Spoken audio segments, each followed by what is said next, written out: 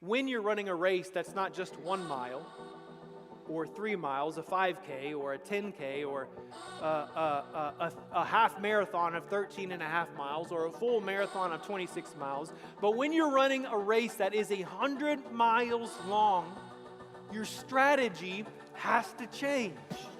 Because on a 100-mile long race, the people who finish and cross the finish line are not the fastest runners. They are the ones whose bodies are least broken at the end, and the ones who slow down less overall. Because when you're running a race that is 100 miles long, the goal is durability over time and not speed. The goal is endurance. The goal is to run in such a way that you can last to the end.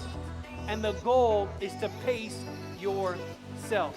Because the one, when the starting gun fires off, the person who runs out of the starting gate the fastest at the beginning is never the person crossing the finish line at the end. It's better to be faithful in mundane things for a lifetime than to be dynamic in the miraculous for a short time. And we're good at preaching about being on fire for God in the moment and responding to a hot and heavy altar call, and we're not as good about just teaching how to live for God. Anybody can go to the gym and get one really hard, sweaty workout in. But the truth is, if you only do it once, that workout's probably doing your body more harm than it is good. Because the goal is not starting something, it's finishing it. It's seeing it through. We need to live for God as if He's coming back tomorrow, but plan as if He's coming back 100 years from now.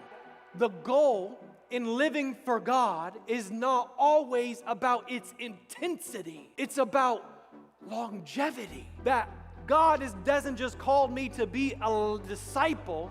God wants me to be a lifelong disciple. And passion is great, and I believe in passion, but as I've grown a little older, I've realized that what's better than passion is commitment. People I've learned living for God, they are like fireworks.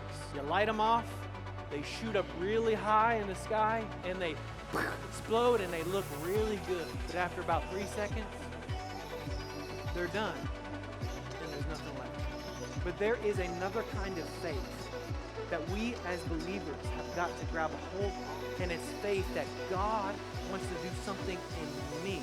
But what God wants to do in me may be in a moment, but it also may be over a lifetime.